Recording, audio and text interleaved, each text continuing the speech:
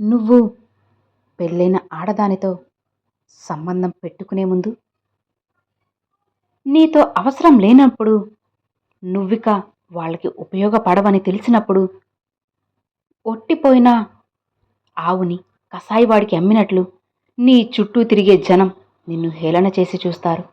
నిన్ను చూసి నవ్వుతారు. నువ్వు రేపటి రోజున ఎలా ఉంటావన్న అంచనా మీదే నీతో స్నేహం చేస్తారు. వాళ్ళ అంచనాల్లో నీ చుట్టూ డబ్బులు ఉండాలి, లేదా నీకు గొప్ప పలుకుబడి అయినా ఉండాలి. అప్పుడే వాళ్ళు నీతో స్నేహం చేస్తారు. అవి రెండూ లేనప్పుడు నువ్వంటే కనీసం మీ ఇంట్లో వాళ్ళకు కూడా లెక్కుండదు. అందుకే బాగా బ్రతకపోయినా పర్వాలేదు, కానీ నువ్వంటే లెక్కలేని వాళ్ళ చుట్టూ మాత్రం అస్సలు తిరగకు. వాళ్ళు నిన్ను ఎప్పుడో ఒకప్పుడు ఖచ్చితంగా వదిలేసి వెళ్ళిపోతారు. నువ్వు ఎవరూ పిలవడం లేదు అంటే నువ్వు ఎందుకు పనికిరావు అని అర్థం కాదు. నీ దగ్గర ఏం లేదని అర్థం. అందుకే నిన్ను ఎవ్వరూ పిలవరు. ఇక్కడ పైసలు ఉన్నవారిని పరమాత్మలా చూస్తారు, పేదోడిని చీడ పురుగులా చూస్తారు. అన్నీ నువ్వు అనుకున్నట్లు జరిగి రేపు నీకు పలుకుబడి వచ్చిందంటే నిన్ను ఎదవని చేసినవాడు కూడా రాజాదిరాజా అంటారు. మీ గేటు దగ్గర నీకు సలాం కొట్టడానికి సిద్ధంగా ఉంటాడు. అందుకే నువ్వు ఎక్కడ పుట్టావు, ఎంత దరిద్రంలో పెరిగావు, ఏం చేశావనేది అస్సలు లెక్కలోకి రాదు. నీ దగ్గర ఇప్పుడు ఎంత ఉంది, ఇప్పుడు ఎంత సంపాదిస్తున్నావనేదే లెక్కలోకి వస్తుంది. నువ్వు వేసే ప్రతి అడుగు ఎవ్వరికీ తెలియకుండా వెయ్యి. లేకపోతే నువ్వు వేసే అడుగులో ముళ్ళకంపలు పేరుస్తారు. జాగ్రత్త. నువ్వు బాగుపడతావని నిన్ను కదలకుండా ఆపేస్తారు. నువ్వు వెళ్లే చోటు గురించి రహస్యంగా ఉంచు, లేకపోతే అక్కడ నీ గురించి చెడుగా ప్రచారం చేస్తారు. జాగ్రత్త. నువ్వు చేసే పని పూర్తయ్యే వరకు దాని గురించి గుట్టుగానే ఉంచు, లేకపోతే ఆ పని చెడగొట్టి నిన్ను పక్కన కూర్చోబెడతారు. పూర్తిగా విజయం సాధించే వరకు నినాదాలు చేయకు. ఎందుకంటే ఒక్కోసారి తుది ఫలితంగా తారుమారు అవుతుంది కాబట్టి. జీవితంలో తొందరపాటు, తెలివి తక్కువ నిర్ణయాలు నిన్ను మరింత వెనక్కి లాగుతాయి. కాస్త జాగ్రత్త. నువ్వు ఒక వ్యక్తికి ఎలా పరిచయం అవుతావో చివరి వరకు నిన్ను వాడు అదే కోణంలో చూస్తాడు. ముందు ఒద్దికగా కనిపించి ఉండే కొద్దీ నిన్ను ఇంకా తక్కువ చేసి చూస్తారు. ఏదో ఒకరోజు నిన్ను ఎవరో ఒకరు చులకనగా చేస్తారు. జాగ్రత్త. నువ్వు ఎప్పుడూ కూడా నువ్వుగా ఉండడం మొదలుపెట్టినా అది నీ వ్యక్తిత్వానికి భంగం కలిగిస్తుంది. అందుకే నువ్వు ఎవరిని కలిసినా, ఎక్కడికి వెళ్ళినా నువ్వు నీలానే ఉండు. అస్సలు మారకు. నువ్వు నీతో ఎలా ఉంటావో ఇతరులతో కూడా అలానే ఉండు. అప్పుడు నిన్ను ఇష్టపడిన వాళ్ళు నీతో ఖచ్చితంగా నడుస్తారు. ఇష్టం లేని వాళ్ళు నీకు దూరంగా ఉంటారు. అప్పుడు ఏ సమస్యలు రావు అసలు నీకు ఈ మనుషులతో. ఒక్కసారి మోసపోయావు అంటే అది నీ కర్మ. రెండోసారి మోసపోయావంటే అది నీ అమాయకత్వం, మూర్ఖత్వం. మూడోసారి కూడా మోసపోయావంటే అది ముమ్మాటికి నీ చేతకానితనమే. అది నీ తప్పు, కేవలం నీ తప్పు మాత్రమే. ఎందుకంటే నీ చుట్టూ ఉండేవాళ్ళు నీ మీద విషం చిమ్ముతూ ఉన్నా ఇంకా నువ్వు వాళ్ళ చుట్టూ తిరగడం నీ అమాయకత్వం కాదు, నీ తింగరితనం. అలా నువ్వు ప్రతిసారి మోసపోతున్నా ఆ కపట నాటకాల మాయలో మధ్యలో ఉండిపోతున్నావంటే నువ్వు కేవలం వాళ్ళ సానుభూతి కోసం బ్రతుకుతున్నావని అర్థం. నిన్ను వదిలేసి వెళ్లే వాళ్ళ గురించి ఆలోచిస్తూ నువ్వేంటో వాళ్ళకి చెప్పాలనే తాపత్రయంతో ఎవరికీ నీ గురించి వివరించాల్సిన పనిలేదు. నువ్వేంటో, నువ్వెలా ఉంటావో తెలిసిన వాళ్ళు మాత్రమే నీతో శాశ్వతంగా ఉంటారు. చెప్పుడు మాటలు విని నీకు దూరంగా జరిగిన వాళ్ళు ఈరోజు కాకపోతే రేపైనా నిన్ను వీడక మానరు. మరి అలాంటి వాళ్ళకెందుకు నువ్వు సంజాయిషులు చెప్పడం? నీ నిజాయితీని నిరూపించుకోవడం ఎందుకు? పోనీ వారు నమ్మే అబద్ధంలోనే హాయిగా ఉంటుందేమో, వాళ్ళని అక్కడే ఉండనివ్వు. ఎందుకు బ్రతిమాలడం? అలాంటి వాళ్ల కోసం నీ సమయాన్ని అస్సలు వృధా చేసుకోకు. నువ్వు బహుమతులు ఇస్తేనే అది ప్రేమంటే అది అబద్ధమైన ప్రేమని తెలుసుకో. నువ్వు మాట్లాడుతూనే ఉండాలి, లేకపోతే అది ప్రేమ కాదు అంటే అది పిచ్చి అవుతుంది. ప్రతిరోజు నన్ను కొత్తగా చూడాలి అనుకుంటే అది ప్రేమ కాదు, పైత్యం. ఎప్పుడు నన్ను పొగడాలి, లేకపోతే అది ప్రేమ కాదు అంటే? అది కూడా నిజమైన ప్రేమ కాదు, పిచ్చి ప్రేమ. అది వాళ్లకున్న పిచ్చి. నువ్వు నాకు నచ్చినట్లే ఉండాలి, లేకపోతే అది ప్రేమ కాదు అంటే అది నరకం. ప్రతిదీ నాకు చెప్పే చేయాలి, లేకపోతే అది ప్రేమ కాదు అంటే అది నీ మూర్ఖత్వం.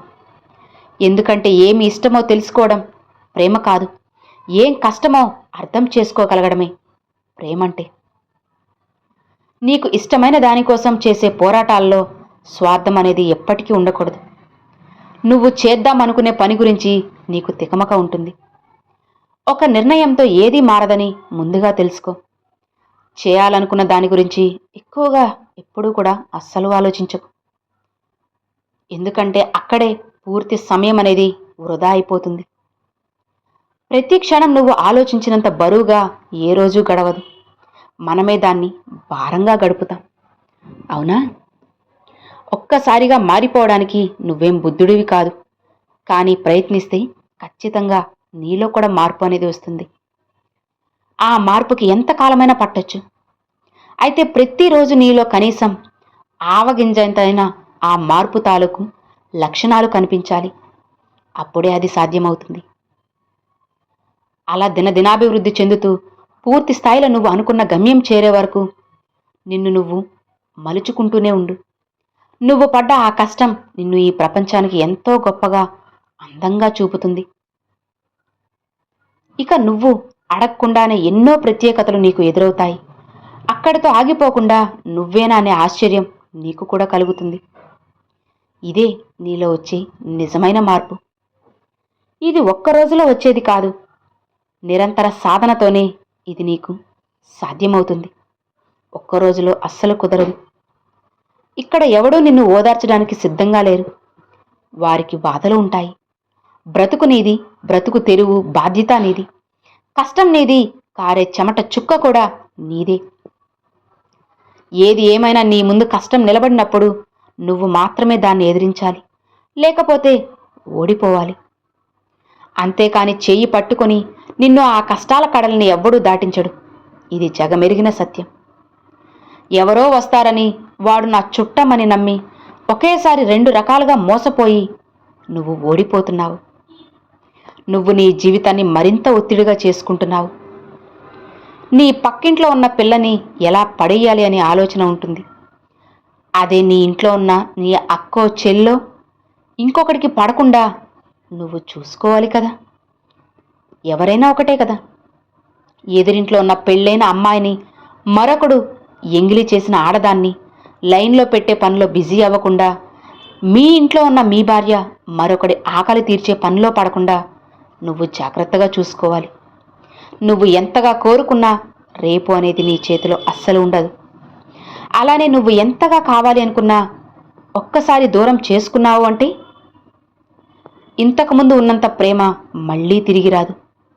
విరిగిపోయిన దాన్ని అతికించవచ్చు, కానీ అతుక్కున్నంత మాత్రాన అది మునుపటిలా పూర్తి విశ్వాసంతో ఉండదు.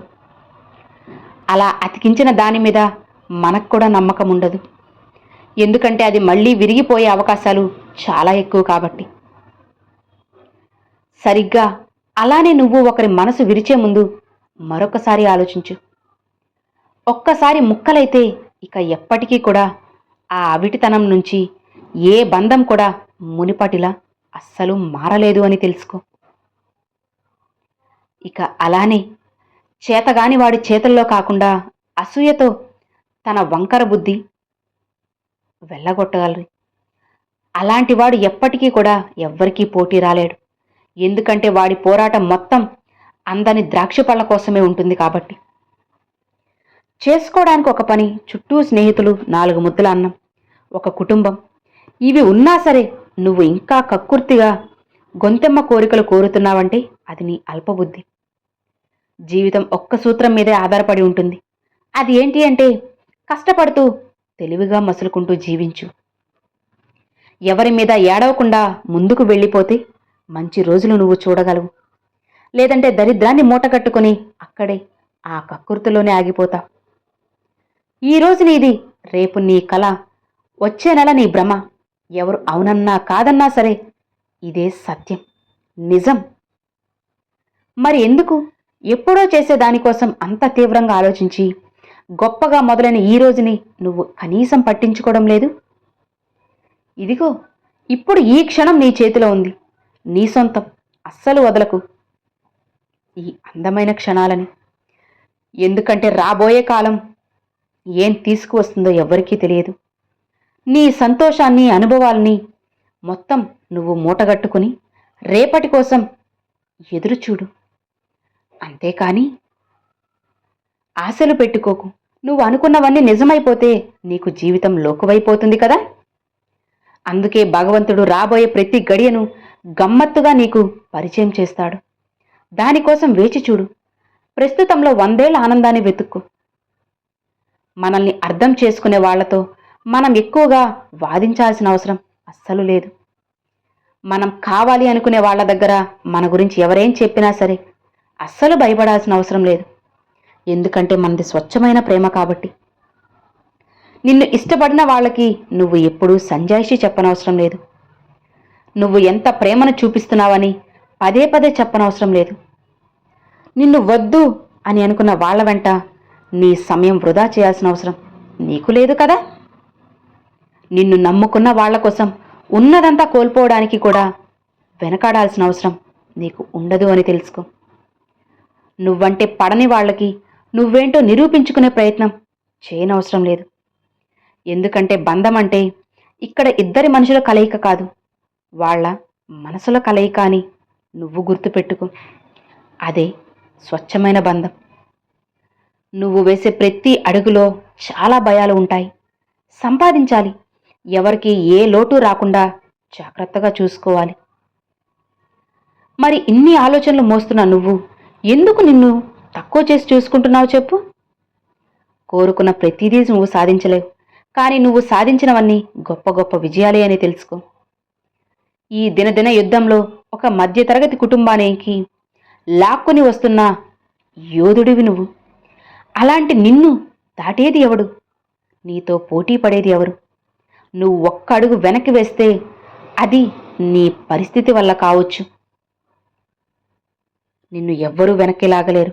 నువ్వు పోటీకి దూరంగా ఉన్నావంటే అది నీకు ఉండే గజిబిజి జీవితం వల్ల కావచ్చు. అంతేకాని నువ్వు ఎందులోనూ తీసిపోలేదు, ఎందులోనూ నువ్వు తక్కువ కాదు అని తెలుసుకో. ఎందుకంటే నువ్వు మధ్యతరగతి మేలిమి బంగారానివి. నిన్ను ఎవ్వరూ చూడలేదని, గమనించడం లేదని నువ్వు అనుకుంటున్నావు. అది నీ భ్రమ. కానీ నిన్ను చూస్తున్నట్లు నీకు తెలిస్తే నీ దగ్గర వాళ్ళు లోకువ అయిపోతారు అని ఇరుకు సందులో నుంచి నిన్ను చూస్తూనే ఉంటారు. నీ తప్పు ఎప్పుడు దొరుకుతుందా గోతికాడ నక్కల నీ పొరపాటు కోసం కాచుకొని చూసేవాళ్ళు ఎంతోమంది ఉంటారు. కాస్త జాగ్రత్త. ఎందుకంటే వాడు నీకు ఎదురు పడలేదు, అంత ధైర్యం వారికి ఉండదు. అందుకే నిశ్చింతగా నిన్నే చూస్తూ ఉంటారు. ఎప్పుడైతే నువ్వు సహనం కోల్పోయి తప్పు చేస్తావో అప్పుడు నలుగురితో పాటు మాట కలిపి నిన్ను కిందకి లాగడానికి సిద్ధంగా ఉంటారు. జాగ్రత్త. అలాంటి దిగజారుడు మనుషులకు నువ్వే అవకాశం ఇస్తే ఎలా? అందుకే ఎట్టి పరిస్థితుల్లోనూ నువ్వు సహనాన్ని అస్సలు కోల్పోవద్దు. కాస్త జాగ్రత్తగా ఉండు. డబ్బు పనికిరాని వాళ్ళని నీ చుట్టూ జమ చేస్తుంది. పేదరికం నీకోసం నిలబడేవాడెవడో నీకు స్పష్టంగా తెలియజేస్తుంది. అవసరం ఎంతటి నీచానికైనా దిగజారుస్తుంది. ఆకలి పిచ్చుకలు తినే ఆ 4 వడ్ల గింజల విలువ లెక్క చెబుతుంది. కరువు అంతకుముందు అనుభవించిన ప్రతి చిన్న సదుపాయానికి ఉన్న విలువ ఎంతో నీకు గుర్తు చేస్తుంది. అన్నీ ఉన్నప్పుడు తెలియదు వాటి విలువ. దొరకవు, దరిచేరువు అనుకున్నప్పుడే తెలుస్తుంది అవి లేని లోటు. అది మనిషైనా మరొకటైనా సరే మనకి అందుబాటులో ఉన్నంత వరకే. ఒక్కసారి చేజార్చిపోయాక తలుచుకొని తల్లడిల్లడం తప్ప మరి ఇంకేం చేయలేం. నువ్వు గెలిచిన తర్వాత అదిగో నేను చెప్పానా, మావాడు తప్పకుండా సాధిస్తాడని అంటారు. నువ్వు ఎంత కష్టపడుతున్నావో వాళ్ళకి అస్సలు అనవసరం. నువ్వు చివరికి ఏం నిరూపించగలవు అనే దాని మీదే నీ భవిష్యత్తు ఆధారపడి ఉంటుంది. ప్రయత్నించే వాళ్ళు లక్షల్లో ఉంటారు, కష్టపడే వాళ్లే వేలల్లో ఉంటారు. కానీ వాళ్ల గురించి ఒక్క మాట కూడా మాట్లాడిన ఆ నోళ్లు కేవలం గెలిచిన ఒక్కరి గురించి మాత్రమే మాట్లాడతాయి. అవును కదా? ఇక్కడ కష్టాల గురించి చర్చలు జరగవు. విజయాన్ని మోసుకొచ్చేవాడిని భుజాలపై ఎత్తుకుంటారు ఈ జనం. అందుకే నీ కష్టాల గురించి ఎవ్వరికీ చెప్పకు. నిశ్శబ్దంగా పోరాడుతూ వెళ్ళిపో. నీ విజయమే ప్రపంచానికి నీ కష్టం గురించి చెబుతుంది. ఒక్కసారిగా మంచు కురిస్తే నమ్మగలవా? ఒక్క రాత్రిలో నీ ఇంటి ముందున్న చెట్టు పెరిగి కాయలు కాస్తే నువ్వు నమ్మగలవా? లేదు కదా. మరి నీ చుట్టూ జరిగే వీటినే నువ్వు నమ్మలేనప్పుడు నువ్వు మంచోడు అంటే ఈ లోకం ఎలా నమ్ముతుంది? నువ్వే చెప్పు. కాస్త ఆలోచించు. అందుకే నెమ్మదిగా పైకి ఎదుగు. నిన్ను ఎవరూ పట్టించుకోలేదని, నీకు గుర్తింపు అనేది ఏమాత్రం దొరకలేదు అని అస్సలు బాధపడకు. అలా నిరాశపడి ఒక్క రాత్రిలో ఆకాశం అందిపుచ్చుకోవాలి అని అనుకోవద్దు. ఎందుకంటే ఆ ఎదుగుదల బహుశా నీ కష్టం పైన వచ్చినా దాన్ని ఎవ్వరూ కూడా ఒప్పుకోరు. నమ్మకం గురించి పోరాడకుండా, ఫలితాన్ని పట్టుకొని వేలాడకుండా ధైర్యంగా ముందుకు వెళ్ళిపో. మనకు రాసి పెట్టి ఉంటే అది మన గడప దాటి ఎక్కడికి పోనే పోదు అని నువ్వు తెలుసుకో. మనది కానిది మనం ఎంత పట్టుకొని బ్రతిమిలాడినా సరే ఏదో ఒకరోజు మనల్ని విడిచి శాశ్వతంగా వెళ్ళిపోతుంది. కాబట్టి పోయిన దానికోసం వెంపర్లాడకుండా ఉన్నదానితో సర్దుకొని తృప్తిపడి సంతోషంగా ఉండు. అర్థమైంది కదా? Thanks for watching friends.